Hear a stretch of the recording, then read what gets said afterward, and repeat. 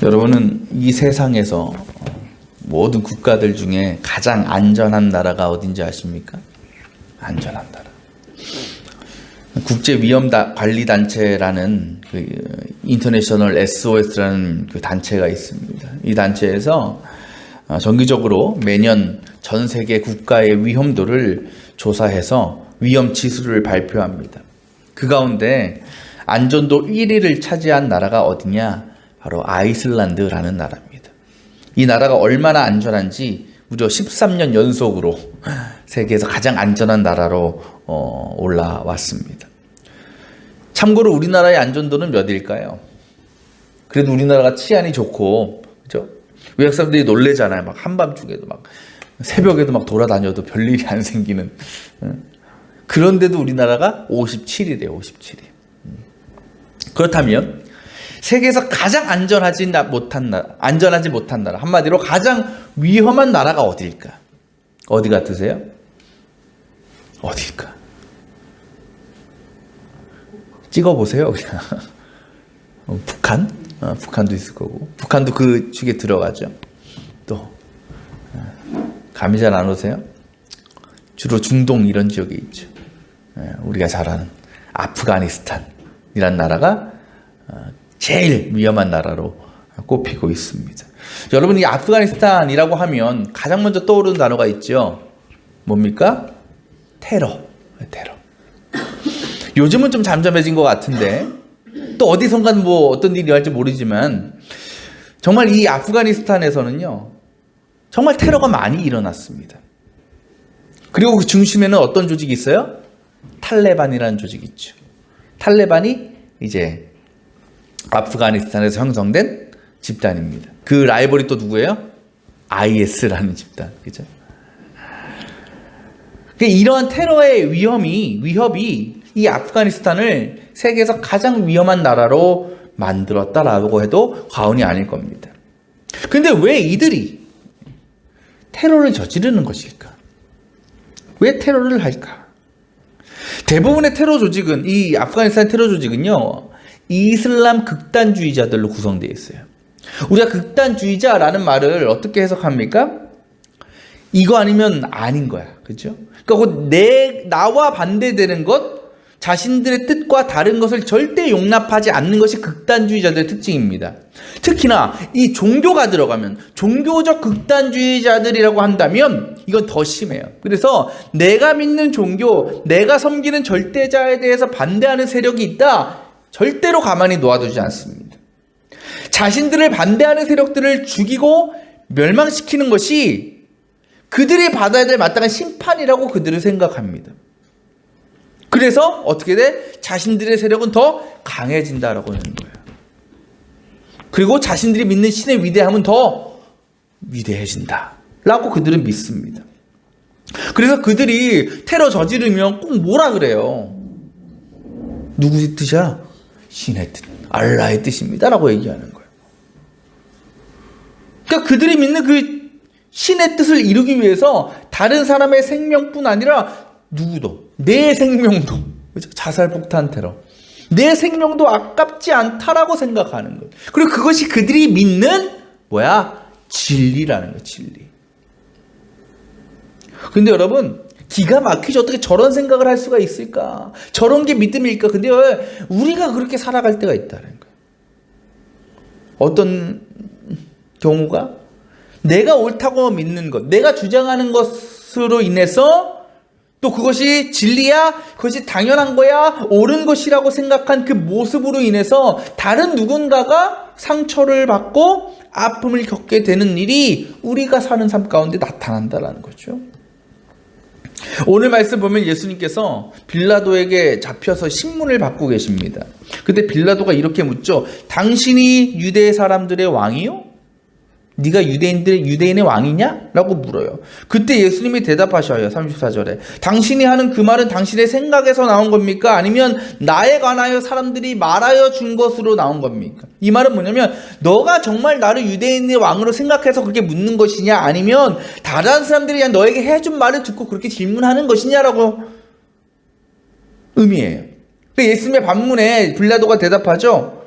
버럭하면서 뭐라 그래? 내가 유대 사람이냐? 당신의 동족과 대제사장들이 당신을 나에게 넘겨주었다.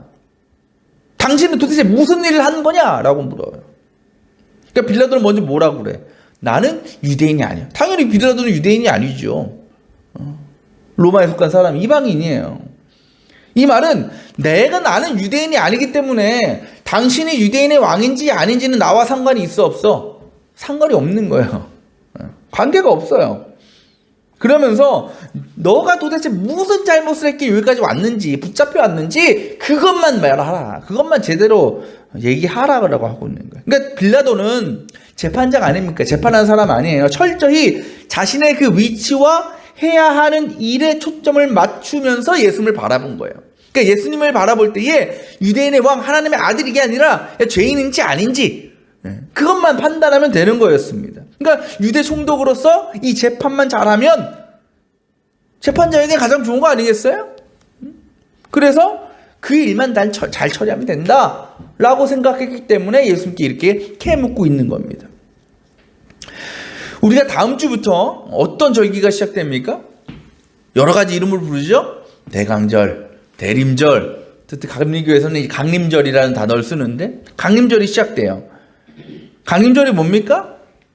예수님께서 이 땅에 태어나신 그 때를 기다리는 기간이죠. 기대한다 할 때, 강림을 기대한다.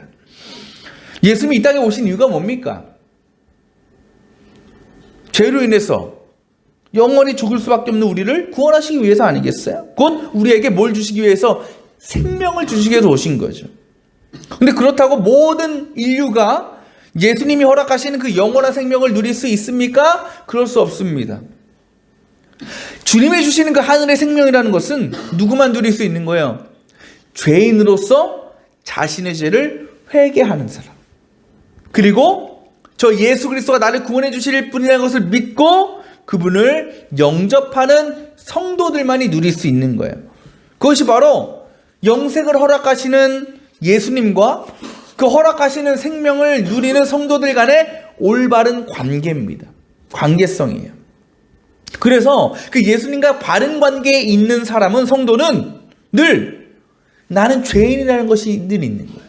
난 죄인이기 때문에 내가 그 생명이신 예수님을 내가 벗어나서는 난 죽을 수밖에 없어. 난 영원한 사망에 이를 수밖에 없다라는 것을 늘 자각하며 살아가는 겁니다. 또한 그 사람은요, 철저히 내가 죄인이라는 입장에서 주님을 바라보기 때문에 주님 앞에 구할 수 있는 건 뭐밖에 없는 거예요?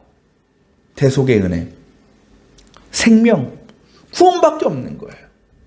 여러분, 죽음을 앞둔 사람이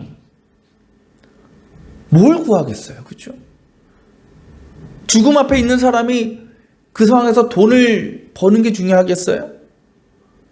세상에 성공하는 게 중요하겠습니까? 아니잖아요. 생명이에요, 생명. 살아야 되는 거예요.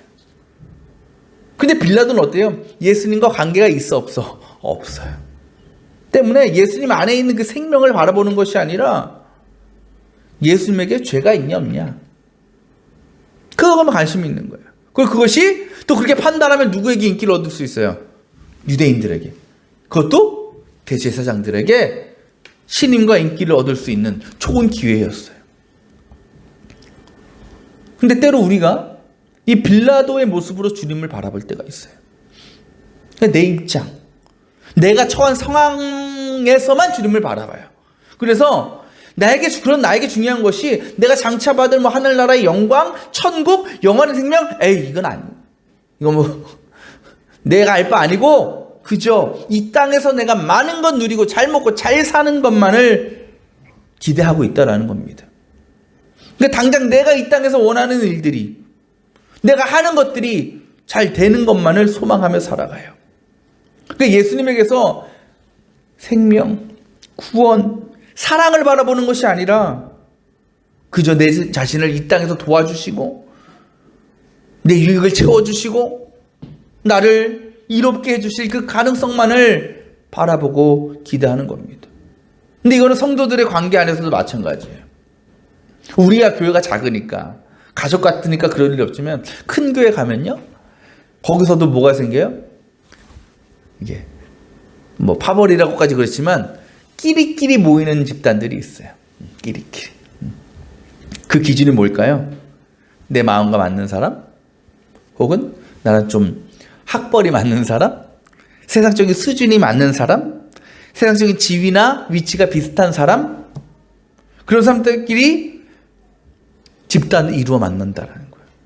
그러니까 성도간들의 만남과 교제가 하나님의 말씀, 주님의 사랑 안에서 이루어지는 것이 아니라 그냥 내 입장과 내 마음에 맞는 조건 안에서, 인간적인 기준으로 세운 그 조건 안에서 교제하고 관계를 맺어 나간다라는 겁니다. 그런 관계 안에 있는 사람들이 할 수밖에 없는 일이 뭡니까? 그냥 내 자신의 입장만을 주장하는 거예요. 고소하는 거예요. 내 입장이 이러니까 나를 도와줘야 돼. 내가 생각하고 말하는 것이 옳으니까 너희는 그걸 따라와야 돼. 그러다가 어떻게 된다고요? 서두에 말씀드린 것처럼 내가 살기 위해서 다른 이들을 외면하고 상처를 주고 마음을 아프게 할 때가 많다라는 겁니다. 그러면서 뭐라고 생각해? 어쩔 수 없어. 저 상대방이 상처받고 고통받는 것은 나 때문이 아니고 뭐 때문이냐? 저들이 내가 말하는 것을, 내가 진리라고 믿는 것을 받아들이지 않기 때문이야. 저 사람 때문이야. 라고 그 책임을 떠넘길 때도 있다라는 거죠. 그런 우리들에게 주님은 오늘 말씀하셔요. 36절에 빌라도에게 이렇게 말씀하십니다. 내 나라는 이 세상에 속한 것이 아니다라는 거예요. 이게 무슨 말씀입니까? 바로 우리가 살아가는 이 세상이라는 것과 주님이 말씀하시는 세상이라는 것은 다르다라는 거예요. 더 정확하게 얘기하면 예수님은 이 세상에 속한 어떤 국가의 왕이 아니라 세상에 속하지 않은 나라의 왕으로 이 세상에 오셨다라는 겁니다. 우리는 어떤 사람들이에요? 주님의 부르심에 응답하고 주님의 자녀가 되고 또 하나님 나라의 백성된 사람들이죠. 그 하나님의 나라라는 것은, 오늘 주님이 말씀하신 그 나라라는 것은 오늘 말씀처럼 이 세상에 속하지 않은 나라입니다. 그렇다면 우리는 이제는 마땅히 이 세상이 아니라 그 하나님 나라에 속한 자로서 살아야 되겠죠. 하지만 문제는 뭐예요? 그럼에도 우리는 이 세상이라는 공간 속에 살아갈 수밖에 없어요. 그런 상황 속에서 우리가 가장 관심을 갖고 구해야 되는 것이 무엇인가? 바로 하나님 나라에 속한 존재로서 이 인간적인 세상을 살아가는 우리가 어떤 마음과 어떤 자세로 살아가야 되는가?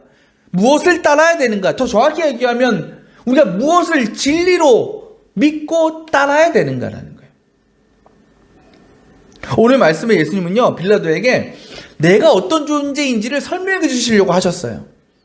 나는 세상을 구원하러 왔다라는 것, 이 세상의 왕이 아니라는 것. 그래서 빌라도도 그 진리를 좀 깨닫고 하나님의 백성이 되기를 주님은 원하셨어요. 하지만 문제는 빌라도가 관심이 없는 거예요. 예수님에 대해서 관심이 없어요. 그러니까 아무리 진리를 가르치고 말씀하셔도 그 의미를 깨달을 수가 없는 거예요. 그러니까 그때 빌라도가 뭐라고 얘기해? 38절에 진리가 무엇이오? 여러분, 이 진리가 무엇이오? 라는 질문은, 아 그래요? 정말 그 진리가 뭔지 궁금한데요? 제대로 좀 설명해 주시겠어요? 이게 아니에요. 이 진리가 무엇이라는 질문은 이런 거예요. 그 진리가 도대체 뭔데 진리 하냐? 비아냥거리는 거예요. 조롱하는 거예요. 빌라도에게는요, 주님이 가르쳐 주시는 진리가 필요가 없어요. 왜? 더 정확히 얘기하면 그는 이미 자기만의 진리를 갖고 살아가기 때문에. 그것이 뭡니까? 내 자리와 내 지위를 잘 지키는 것. 그래서 세상 사람들에게 인정받고 인기 얻는 것. 그것이 그가 살아가는 방식이고 그가 살아가는 진리의 삶이었어요. 그래서 그 일을 이루기 위해서 뭐 한 겁니까? 결국 예수님을 죽인 거죠. 많은 그리스도인들이 예수님을 믿는다고는 하지만 예수님을 따라 살지 않습니다. 예수님께서 가르쳐 주시고 말씀하시는 그 진리에 대해서 관심이 없어요. 마치 빌라도처럼 예수님 앞에 도대체 그 진리가 뭐예요? 난 관심 없어요. 뭔데 자꾸 진리 타령하시는 거예요? 그런 마음이 우리에게 있는지 모릅니다. 여러분 어떻습니까?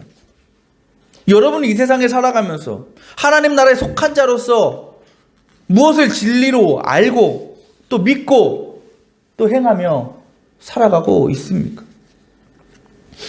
그리스 신화에 보면 나르키소스라는 인물이 등장합니다. 나르키소스. 이 나르키소스는 어릴 때부터 너무나 꽃미남이었어요. 너무 아름다운 외모를 가지고 있었어요. 그래서 온 동네의 여학생들로부터 소녀들로부터 인기를 얻었습니다. 하지만 정작 이 나르키소스 자신은 관심이 없었어요. 그러던 어느 날 이 나르키소스가 사냥을 하러 나갔다가 목이 너무 말라서 샘물가를 찾아갔습니다. 그래서 그 샘물의 물을 먹기 위해서 머리를 이제 샘물가로 숙였겠죠. 그때 깜짝 놀랐어요. 왜? 그 샘물가에 비친 아름다운 소년이 눈에 들어온 거예요. 그 소년의 모습은 이 나르키소스의 마음을 완전히 빼앗아 버렸습니다. 그 샘물가에 비친 그 소년이 누구예요? 자기 자신이죠. 그렇게 그는 자기 자신도 모르게 그 샘물가의 소년을 열망하게 되었습니다. 자기 자신이 원하는 주체가 되면서 또 동시에 자기 자신을 원하는 대상이 되어버린 거예요. 그래서 그는 날마다 샘물가를 찾아가서 물에 비친 자기의 모습을 보고 자신에 대한 사랑으로 애를 태웠어요. 근데 그게 이루어지겠습니까? 안 되죠. 결국 그는 이루어지지 못하는 그 사랑 때문에 괴로워하다가 그 샘물가에서 스스로 생을 마감하게 되었다고 합니다. 이 이야기에는요, 여러 가지 의미가 함축적으로 들어가 있어요. 어떤 타인에 대한 거만한 태도라든지 자기 자신에 대한 오만한 자신감이라든지 사랑의 열망이라든지. 근데 이러한 나르키소스의 그 자기 애는 배타적이고 이기적인 성향의 사람들을 부정적으로 표현할 때 주로 사용되는 용어로 파생되었습니다. 그 단어가 뭘까요? 나르시시즘이라는 단어. 대부분의 인간이 나르시시즘이 있어요. 자기애가 있어요. 그리고 때로는 이 나르시시즘이 우리의 삶의 진리가 되기도 합니다. 그래서 내 생각, 내 말, 내 행동만이 옳고 나와 같지 않은 것의 대상에 대해서는 배타적이 되고 비판적이 되는 거예요. 또 그로 인해서 다른 사람들에게 상처를 주고 아픔을 주기도 합니다. 또 어떤 사람들은 세상적이고 인간적인 기준을 진리로 믿고 살아갑니다. 그래서 그 세상적인 욕망과 유익을 채우기 위하여 온갖 수단과 방법을 가리지 않는 겁니다. 그것을 위해서라면 다른 이들을 짓밟고 죽이는 것도 서슴지 않습니다. 마치 그 테러 집단들처럼. 혹시 내가 지금 따르고 있는 것이, 내가 진리로 믿고 행하고 있는 것이 혹시 이런 것들은 아닌가? 우린 돌아봐야 되는 거예요. 요한복음 14장 6절에 주님은 말씀하십니다. 나는 길이요 진리요 생명이다. 나를 거치지 않고는 아무도 아버지께로 갈 수가 없다. 그래요. 우리에게 진리는 무엇이다? 예수 그리스도라는 거예요. 우리가 그분을 진리로 믿고 그 길을 따라야 된다는 겁니다. 그것은 곧 그분의 말씀대로, 그분의 살아가신 그 삶대로 우리가 따라간다는 겁니다. 그때 우리에게 뭐가 임해요? 생명이 임하는 것이고 구원이 임하게 되는 겁니다. 그때 우리가 그 진리 안에서 누리게 되는 놀라운 은혜가 있습니다. 요한복음 8장 32절 이렇게 말씀하십니다. 너희는 진리를 알게 될 것이며 진리가 너희를 자유케 하리라. 우리가 뭘 누려요? 자유를 누린다는 거예요. 여기서의 자유는 내가 원하고 바라는 모든 것을 마음대로 할 수 있는 그런 세상적인 자유가 아닙니다. 주님께서 우리에게 허락하시는 자유라는 것은 죄로부터의 자유함이고 세상의 시선으로부터의 자유함이고 이 땅에서의 욕심과 갈망으로부터의 자유함이에요. 우리가 그 자유를 얻게 되면 우리는 더 이상 세상 일 때문에 근심하거나 걱정하지 않습니다. 때로는 고난과 어려움을 만나도 그것 때문에 좌절하거나 절망하지 않습니다. 많은 것을 얻거나 누리지 못해도 실망하지 않습니다. 왜? 우린 더 이상 세상의 기준으로 세상의 진리에 매여 있는 종이 아니기 때문에, 오직 예수 그리스도 안에서 모든 상황 속에서 기쁨과 평안을 누리는 자유인이기 때문에. 사랑하는 여러분, 이 시간 우리의 지난 삶들을 돌아보면서, 우리의 믿음의 모습을 돌아보면서 내가 지금껏 진리라고 믿고 따르던 그 세상적이고 인간적인 뜻과 기준을 내려놓기를 바랍니다. 그래서 이제는 유일하고 참되신 우리 예수 그리스도라는 그 진리 안에 거하시기를 바랍니다. 그 진리 안에 우리가 거할 때에 오늘 말씀 뭐라고 그러셔요? 진리에 속한 사람이 내가 하는 말을 듣는다. 예수님 앞에서 도대체 진리가 뭐냐? 그렇게 물으며 비아냥대던, 그렇게 예수님을 결국은 십자가에 못 박았던 빌라도의 모습이 아니라 주님이 나의 길이요 진리요 생명이 되신다는 그 믿음의 고백, 또 그 진리를 따라가는 삶을 통해서 하나님의 영광과 능력을 이 세상에 드러내시기를 바랍니다. 그렇게 그 진리 안에서 날마다 주님이 주시는 생명과 천국의 소망을 품고 이 세상을 살아갈 동안 그 어느 것에도 매여 있지 않은, 정말 성령 안에서 주님 안에서 자유한 존재로서 늘 기쁨과 감사와 평안이 충만한 우리 모든 성도들의 복된 삶들이 다 되시기를 축원합니다.